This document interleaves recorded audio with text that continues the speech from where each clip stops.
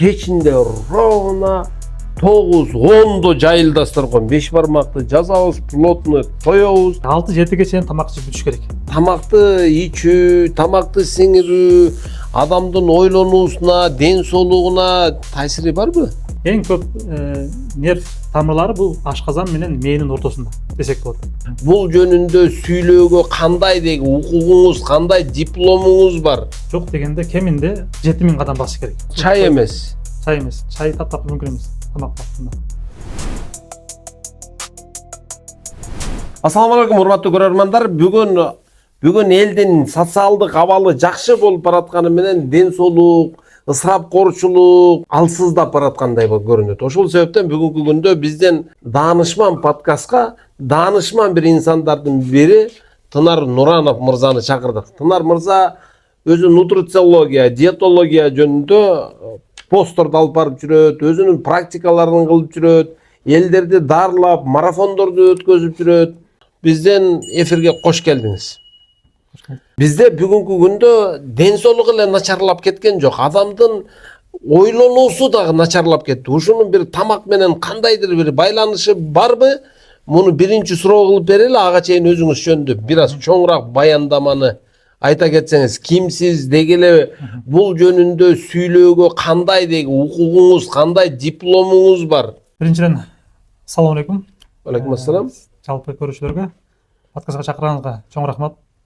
Болушунча өзүбүздүн кесип боюнча элдерге жакшы туура маалымат бергенге аракет кылабыз. Албетте туура айтасыз, акыркы жылдагы 21-кылымдын технологиясы өнүгүп атат деп аябай кубанып атабыз, бирок элдер ушуга жетишип ден соолугуна караганга артта калып атат. Азыркы кезде ошол адамдардын кыймыл аздыгынан, туура эмес тамактангандыктан ушул көйгөйлөр пайда болуп атат. Мен өзүм болсо Кыргыз медициналык академиясын аяктагам. Көп жерлерде иштеп, азыр акыркы жылдарда диетология, нутрициология илимдерин негизинде изилденип, окуп, иштеп келатам. Силер окуп аткан бүгүнкү изилденип жаткан нутрициология жөн эле нутрициология эмес, менин билишимде. Бул кандай нутрициология болот? Албетте, меники башкалардын айырмасы доказательный нутрициология деп коет. Бул далилдүү нутрициология. Биздин ар бир берген кеңештерибиз, ар бир берген маалыматтарыбыз бул жалаң гана далилдин үстүндө. Тамакты ичүү, тамакты сиңирүү адамдын ойлонуусуна, ден соолугуна таасири барбы? Албетте, биздин эртең менен көз ачкандан кечке чейин жатканга чейин ар бир кыймылдаганыбыз, ар бир кыймылыбыз биздин клеткалардын реакциясы. Ошол клеткаларга сөзсүз энергия керек. Ал энергияны биз тамактан гана ала алабыз. Ошондуктан ар бир жеген тамактын курамы рационалдуу болуш керек. Белок, углевод, май деген азыктар бар. Бул макроэлементтер деп коет, анан микроэлементтер деп витамин, минералдар. Ушул курамдар биз жеген рациондордо толук болбосо, күнүмдүк нормасын жей албасак, күн сайын биздин организмде ар кандай туура эмес процесстер жүрүп отуруп, анан ооруп Тынар мырза, мындай кылалы. Бизде элдин бардыгы медицинаны бүткөн эмес. Ошо медицина жөнүндө дагы толук илимдүү эмес. Ошон үчүн белок, жыр, углевод дегендерди ачыктап кетели. Бул эмне? Антпесе адамдарга биз бул илгертеден берилип аткан түшүнүк бар.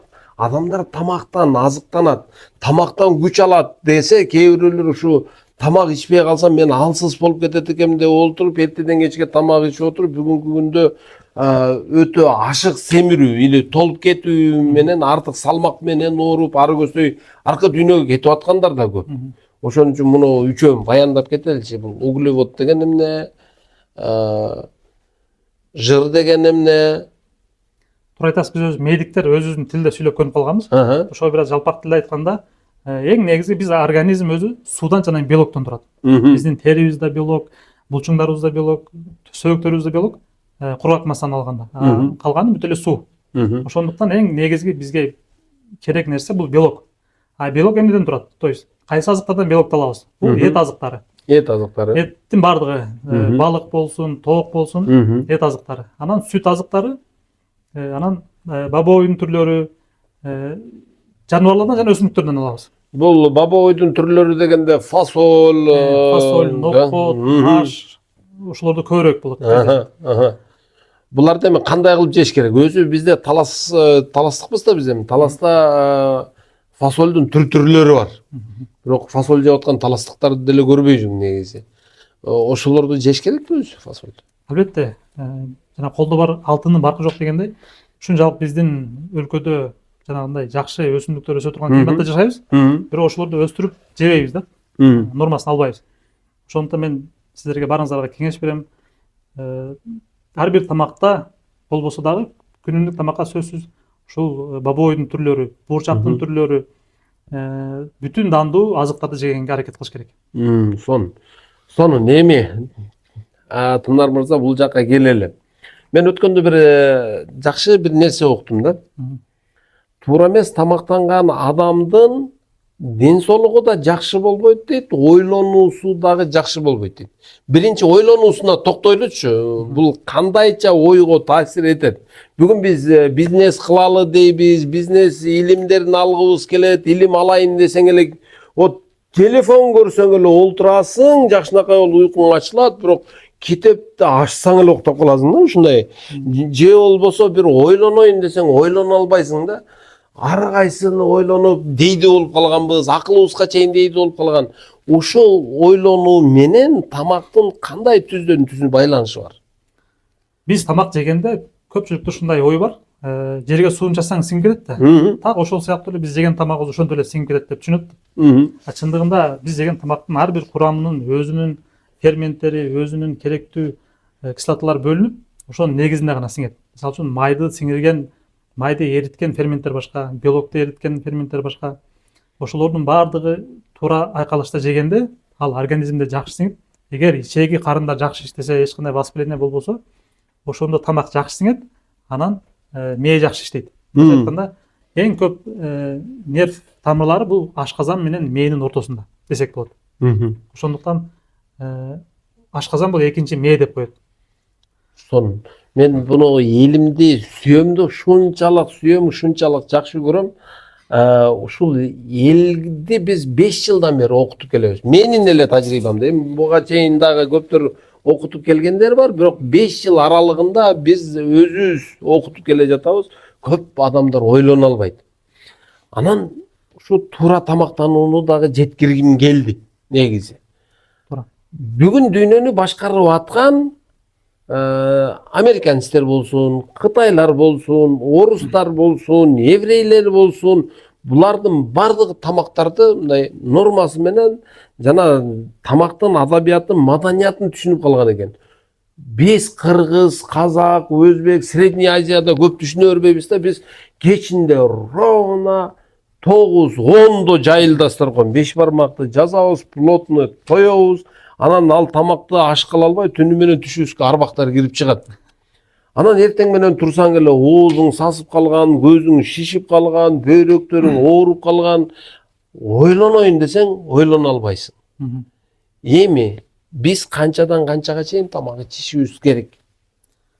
Абдан туура суроо бердиңиз. Азыр күндүн бул өтө чоң көйгөй болуп атат.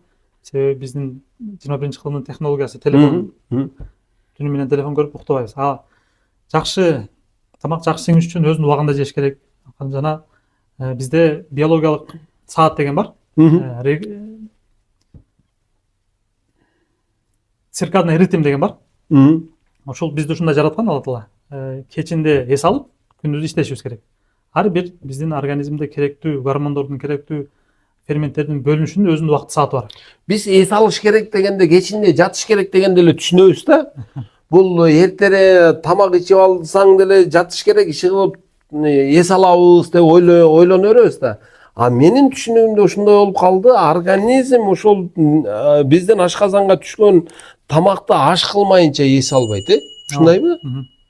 Биз көзүбүз жумулганы менен ал организм иштей берет. Албетте. Организм эс албаса, демек эртеси күнгүгө бизде энергиябыз, кубатыбыз жетпейт. Техникалар, мисалы үчүн стройкада иштеген техникалар иштеп бузулган сыяктуу, организмде да ушундай клеткалар күндүзү өз функциясын аткарып атып, бузулуп өлгөндөр бар. Ошолор түнү менен кайрадан восстановление болуп, кайрадан өз калыбына келип, эртеңки жумушка даяр болуш керек. Мына ошол убакытты биз тескерисинче тамак ичип, организмдин кайра восстановление болушуна убакыт бербейбиз да. Мына ошонун негизинде улам көпкө кайталанган ушул убакыт, то есть процесс бул ооруну пайда кылат. Бизде эми кыргыздар деги эле айтат ошондой да болмок беле дейт. Ошентсе деле айтып коелучу, кечинде канчада тамак ичиш керек өзү? Кечинде 6-7ге чейин тамак жеп бүтүш керек. 6-7ге чейин. Ооба. Болду акчылар, 6-7 деген кыргыз үчүн обед да уже. Обед уже негизи 8-9та да кантип көндүрөбүз муну? Организмде бир ушундай нерсени байкадым, бир жаңы нерсени жасайын десең эле сопротивление кылат экен да. Ушул сопротивление кылбай акырындан көнүп биз 6да тамак ичип кеткенге кандай методикалар бар? Бунун эң жакшы жолу бул эртең мененки таңкы тамакты сөзсүз жеш керек. Анан эң көп порция бул түшкү тамак болуш керек. Качан биз эртең мененки тамакты жана түшкү тамакты толук жесек, ошондо биз кечки тамакты азыраак жегенге мүмкүнчүлүк болот. Бул организм ошого көнөт. Сонун. Бирок биз кечинде плотный тамак ичип жатып алгандан кийин эртеси күнү эртең менен тамагың аш болбогондон кийин биз эмне кылып атабыз? Завтрак ичкенге табит тартпай турат да. Ооба. Туура, себеби организм восстановление болбоду. Сиздин жеген тамактарыңыз сиңбеди, түнү менен ашкабагыңызда турду. Бул оорулук эртең менен сизде эч нерсе тамак эле жеген эмес. Ордуңуздан тургуңуз келбейт, ушунчалык алсыз болосуз, кайра уйкуңуз келет. Мындай айтканда сиз эртеңки күнүңүздү жоготтуңуз деген сөз. Эртеси күнү кечинде жоготкону. Бир күн неси болсо да бир күн чыдаш керек экен да, эртеси күн эртең менен завтрак ичип кеткенге. Туура? Ооба. Жакшы. Сонун. Күнүгө канча кадам басыш керек? Күнүгө кадам өтө маанилүү. Ушул суроону бир аз кеңиреак айтып кетейин. Акыркы жылдары ушунчалык көп илимий изилдөөлөр өткөрүлдү. Бул илимий изилдөөлөрдүн негизинде адам баскан физикалык активдүүлүк менен канчалык көп машыкса, ошончолук ден соолугу бекем болот деген жыйынтыктар чыгарып атат. Себеби биздин качан булчуң массабыз адамда көп болгондо, анын бардык органдарына пайдасы да чоң. Экинчиден, семирип кетүү, то есть артык салмак менен ооруп калуу ыкмалдуулугу азаят. Ошондуктан бардыгыңыздар айтып кетет элем, ким басса дагы, баспаса дагы жок дегенде кеминде 7000 кадам басыш керек. 7000. 5000ден 7000ге чейин. Анан 7000ден ашып 10000, 15000 кадам басса, андан да жакшы. Ал эми ар бир адамдын өзүнүн индивидуальность деп коет. Өзүнүн жеке физикалык жана социалдык абалына жараша берилет. Бүгүнкү күндө ушундай болуп калды. Бүгүн биз тамак ичебиз, бирок баспай калдык. Муну кантип түзөтөбүз? Кантип бир ритмге алып келебиз? Мен азыр жап-жаш балдарды билем, ушундай жап-жаш балдар. Бизде бизнес центрде бүт жаш балдар иштейт. Молодец, акча тапкан жагын үйрөнүп алды, интернетти өздөштүрүп алды. Болгону 6 ай, 7 ай, 8 ай боюнда бар аялдардай болуп эле курсактары чыгып кеткен, бир аз басса кара терге түшүп эле ушундай абалга келип калды. Эми ушуну өзгөртүүгө болобу, болбойбу? Албетте болот агай. Бул адам негизи өзүнүн түшүнүүгө жараша жашайт экен. Качан бир нерсени түшүнсө, ошону гана аткарат экен да. Анан биз туура тамактануу жөнүндө айтып атабыз, физикалык активдүүлүк жөнүндө айтып атабыз. Аны адам өзү түшүнбөйүнчө, ал бизге акча талап келген чакта дагы ошону алып карбагандар бар. Ошондуктан биринчиден бул түшүнүктү өзгөртүш керек. Ушул ден соолукка керек экен, ден соолугу мыкты болот экен. Мен басышым керек экен деп түшүнгөн адам гана басат да. Сонун.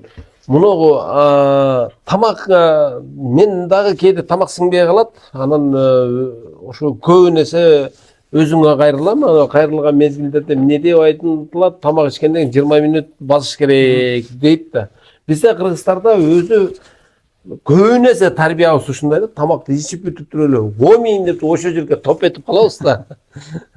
Эми 20 мүнөт басуу эмнени өзгөртөт тамак ичкенден кийин? Тамак ичкенден кийин негизи 10-15 мүнөт басып койгон бул өтө пайдалуу. Биринчиден бул биздин глюкозалар бат сиңет. Глюкоза айланып кандагы. Углевод деген эмне? Углевод деген бул ундан жасалган бардык камыр-оокаттар десек болот. Таттуулардын бардыгы углевод. Биз сүйгөн тамактардын бүттүгү ошо углеводдор турбайбы? Таттууну да жакшы көрөбүз, камырды да жакшы көрөбүз. Мен мындай мурда нанды көп жешим эле, азыр нанды көп деле жебейм. Ошо борсок алдыма коюлганда Барын унутуп коем да түшүнүгүм да бияка туруп калат дагы борсок биринчи кете берет да. Ошол сиз жеген борсок да углевод. Ага. Углеводдорду жебегиле деген туура эмес. Өз жешибиз керек. Биздин рациондун 50-55% бул углеводдон туруш керек нормасында. А бирок биз жалаң эле углевод жеп алабыз да, биздин дастуркондун 80-90% углевод. Клетчатка менен белок аз. Ошондуктан биз тамактангандан кийин 10-15 мүнөт басчу болсок, биздин кандагы глюкозанын бат көтөрүлүп кетишинен коргойт бул басуу. Бул эң негизги. Себеби бизде 35-40тан өткөндөн кийин көпчүлүк артыкча салмак болот. Кимде артыкча салмак болсо анын метаболизм деп коет, тамак сиңирүү системасында ар кандай оорулар пайда болот. Туура эмес немелер, реакциялар. Ошондуктан бул тамактан кийин баскан аябай пайдалуу. Аябай пайдалуу. Эми кыргызды коркута турган эле бир эле нерсе да. Бирок кээ бир мезгилде ал да коркутпайт. Өлөсүң десе ошо өлүмдөн кадимгидей коркот экенбиз. Бирок көп тамак ичүү өлүмгө алып барат деген нерселер тууган. Бул канчалык деңгээлде туура? Туура. Бардык нерсенин чеги бар дегендей, тамактан чеги бар.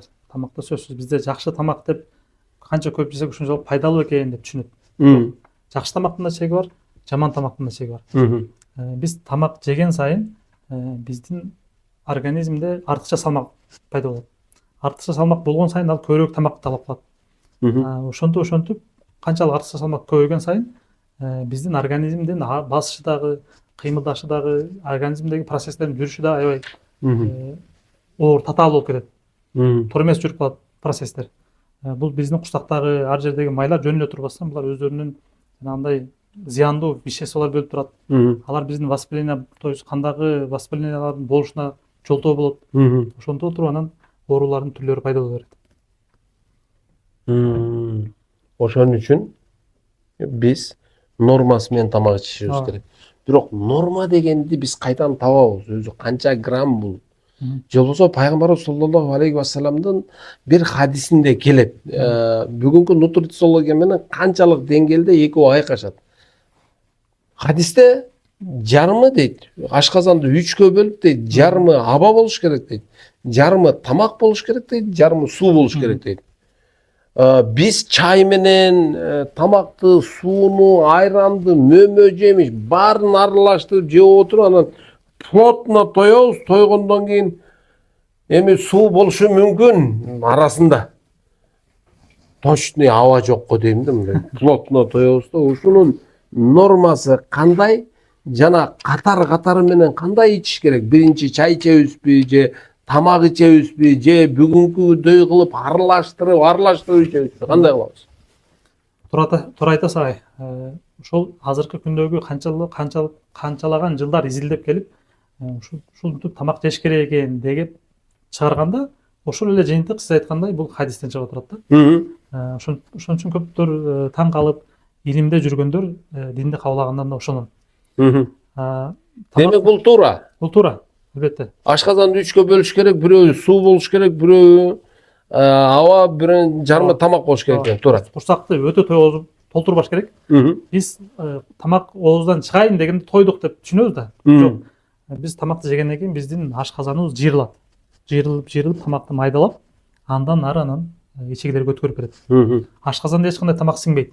Биздин баарыбыз ойлойбуз, биз ашказанга түштү, аш болду депчи. Ооба. Чындыгында ашказан болгон эле бул тамакты майдалап, даярдап, андан ары анан сиңирүү үчүн ичегилерге өткөрүп берет. Мына ушул биз тамакты өтө тоюп жегенибизде ашказан жыйрылып тамакты иштетип баштаганда, анан кайра биздин кызыл өңөчкө чыгат. Анан зарына болдум дейбиз. Анан кайра кызыл өңөч менен ашказандын чөйрөсү башка. Кислотность деп коет. Ашказандын кислотносту ушул кызыл өңөчкө чыга бергенде ошентип анан кызыл өңөч жабыркайт. Бул бир нерсе. Анан экинчиси, жеген тамактарыбыздын албетте тартиби болсо жакшы. Бул биринчиден тамактын алдынан жеңил салаттарды жеш керек. Андан кийин белокторду жеш керек. Андан кийин анан эң аягында углеводторду жеш керек. Эми кайра ошол жанагы углевод, белок дегенди кайта кыргызча тил менен айтып коелу да. Биринчиден бул салаттарды көп сөзсүз ар бир тамагыбызда салат камтыш керек. Биринчи эле сууну аралаштырбай. Сууну ичсе да болот. Судан Суу. баштаса дагы жакшы, эгер бир стакан суу. Чай эмес. Чай эмес. Чай таптап мүмкүн эмес тамак убактында. Чай мүмкүн эмес. Мүмкүн эмес. Суу. Суу Кайнатылган, кайнатылбаган. кайнатылган болсо жакшы. Кайнатылган же фильтрден өткөн суу. Анан салат. Андан ары анан негизги тамак өтөбүз. Ысык тамак ичесизби? Белок дегенибиз жанагы эт азыктары, сүт азыктары жана бобойлар. Андан кийин анан углевод. Бул биз жакшы көргөн тамактар. Таттуулар, нандар, Гречка, жанагы курба деп коет го. күрүч. Ошолордун баардыгы углевод. Эң акырында ичилиш керек. Эң аягында ичилиш керек. Анан десерт жеп көнгөн болсо, десерт кааласа, эң аягында анан десерт. Вот мен ушул жерге жанагы кошуп коеюнчу деп атам да, 5-6да тамак ичсек, саат 9да десерт жеп койсок болобу? Негизи кечки тамактан кийин таттуу жеген сунушталбайт. Кечки тамак 7ге чейин дедик, 6-7ге чейин. Андан кийин кечки тамакты жегенден кийин кыскасы жатканыңызга чейин 3 саат өтүш керек. 3 саат өткөндөн кийин гана уктаган туура болот. Туура болот. Жана 3 саат өткөндөн кийин уктасаң да тынчыраак уктайсың. Тамак жегенден кийин 3 сааттан кийин уктасаңыз биз бүгүн орозонун күнү. Айтпай коюшка болбойт. Бүгүн биз кечки ачка жүрөбүз. Кечинде эми Кудайга шүгүр, Кудай таала бүгүн мамлекетте тынчтык берген экен, дасторконубузга береке берген экен. Бүгүн дасторкон толтура эми, жайыл дасторкон жомоктогудай эле болуп атат.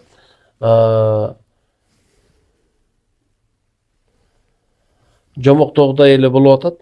Ушул жерде канчалык туура кылат экенибизди билбейм, бирок биз кадимкидей полный тоебуз. Тоюп туруп анан жатабыз. Кайра эле жана проблемага келип калдык. Абашындагы алгачкыларга.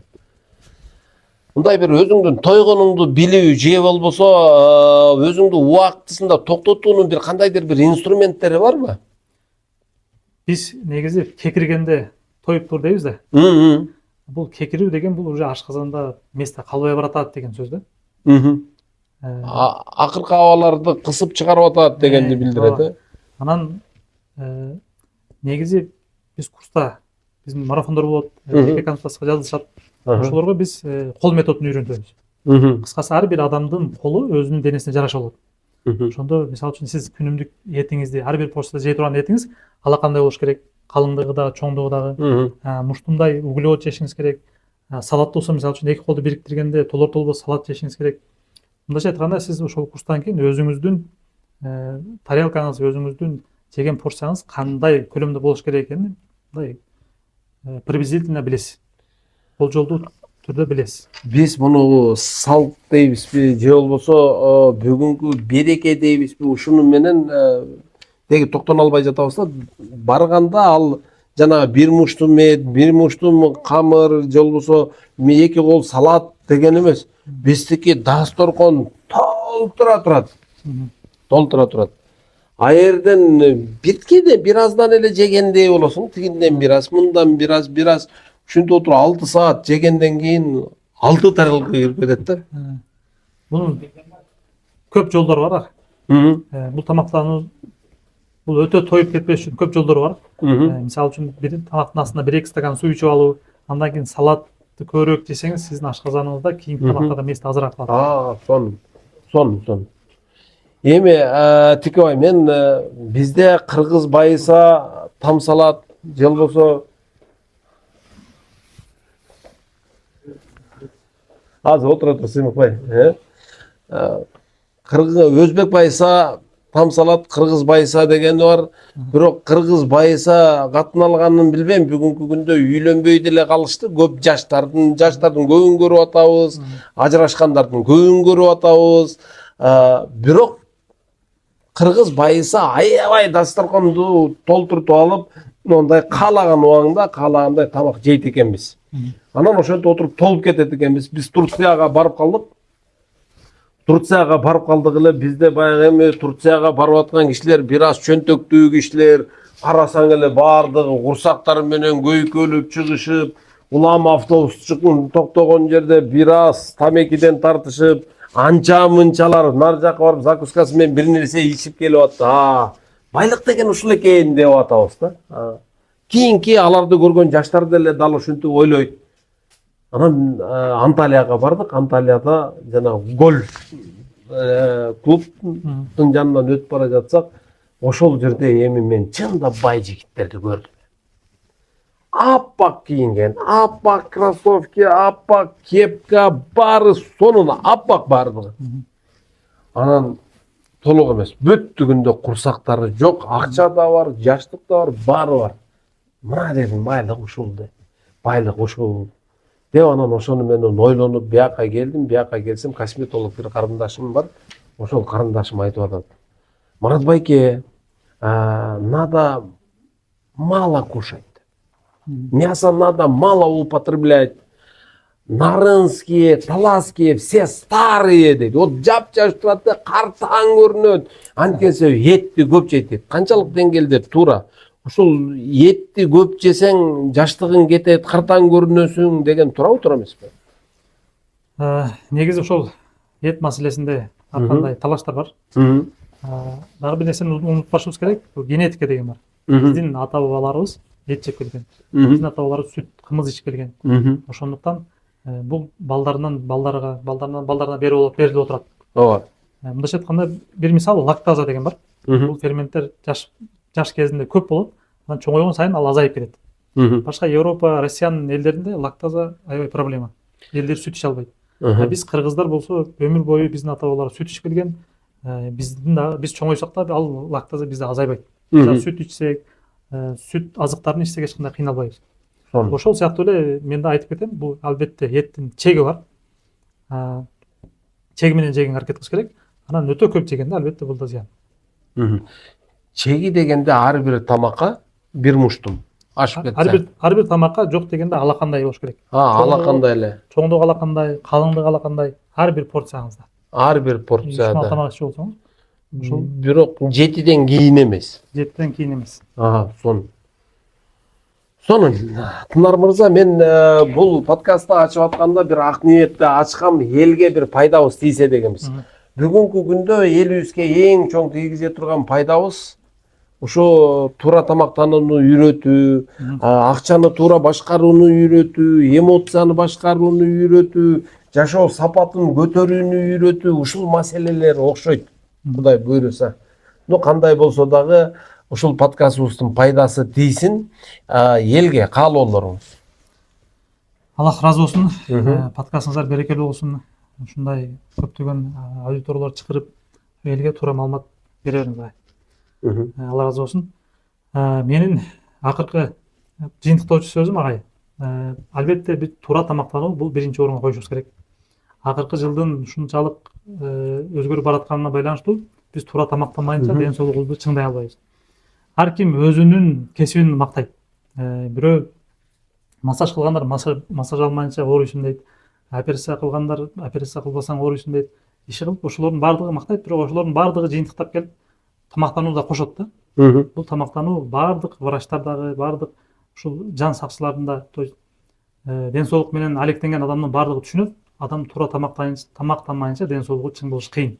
Ошондуктан туура тамактанып, физикалык активдүүлүктү жолго коюп, уйку режими, стресс режимдердин нормасын алыш керек.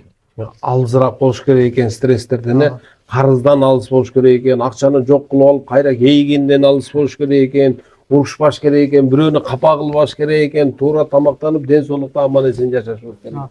Чоң рахмат. Урматтуу биздин көрөрмандар, мен сиздерге дагы да бир баса белгилеп кетели. Тынар мырза өзү негизи бизнеске кетип калган мырзалардын бири болчу. Ушундай диплому менен, ушундай билими менен бизнесте жүргөн жеринен сүйрөп туруп алып келгенбиз. Текебай, бизнесте коколой башыңа жалгыз өзүңө гана, үй бүлөңө гана пайда тийгизесиң.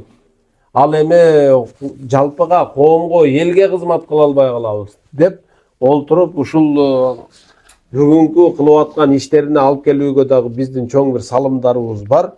Бул эфирди дагы атайын сиздер үчүн алып чыгып атабыз. Бул ден соолукка, акылга, келечекке өтө чоң бир таасирлүү эфирлерибиздин биринен болду. Сөзсүз түрдө катталыңыздар каналга, жакындарыңыздарга, стрессте жүргөн адамдарга, өтө ашыкча тамак жеп жүргөн адамдарга, ойлоно албаган адамдарга ушул видеону жөнөтүп олтуруңуздар. Кийинки эфирлерде көрүшкөнчө сиздер менен мен Марат Күркүрө жана доктор Тынар Нуранов.